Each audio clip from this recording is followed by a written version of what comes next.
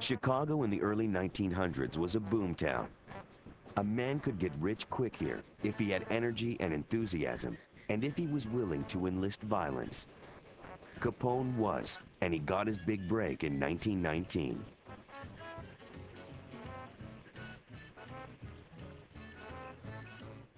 The nightclub owner, Big Jim Colosimo, needed a bodyguard, and Capone got the job.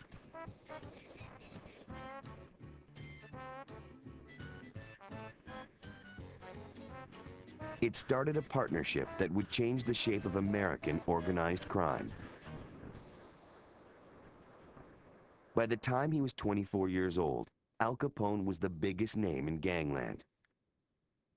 By then, his face had been marked in a vicious brawl, and he had acquired the nickname Scarface. Capone became the first true gangland czar. He was a larger-than-life figure who made an indelible impression on all who met him. And Hollywood came to love Capone. He had all the ingredients to make him an underworld star. Actor Rod Steiger played Capone in the first film biography about him. Al Capone, portrayed by Rod Steiger in a performance of shocking power. Nobody leaves Al Capone, you understand that? Well, I do! I know you don't! He was kind of a seductive bully and a thug. He was very clever. He had very good, insightful instincts, animal instincts. And he was a hell of a good actor to inveigle people to do things.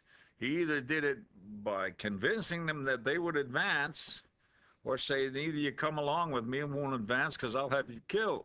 Now, take your choice, my friend, you know. Capone now had a chance to control Chicago. Like other gangsters, he had endured years of squalor, years of petty crime, years of mindless muscle. But unlike other gangsters, Capone had learned that speaking and acting polite could be as effective as violence. It's what made him special. I like to think that Capone was different because he was a sort of a multi-dimensional gangster. He was not someone who simply understood profits and mayhem.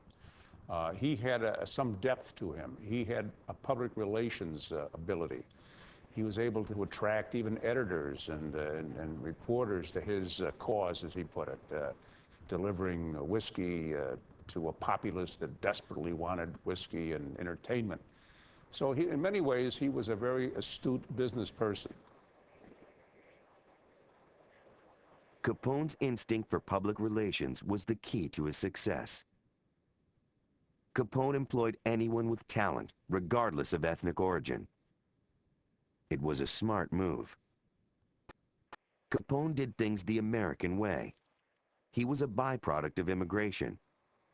And as an American, he was to get his biggest break courtesy of the United States government.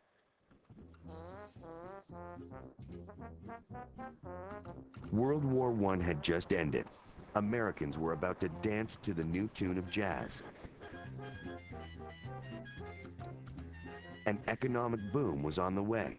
People were determined to live well. But forces of reform were working against the partygoers. In January 1920, the National Prohibition Act became law. Production, transportation, and sale of alcohol suddenly became illegal.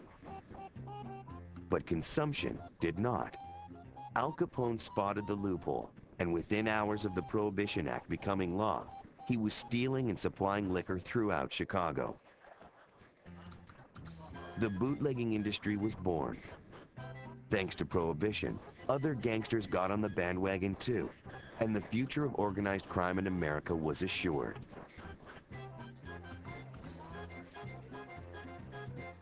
The economic hardships experienced by earlier immigrants would soon become a distant memory, and American gangsters were on top of the world.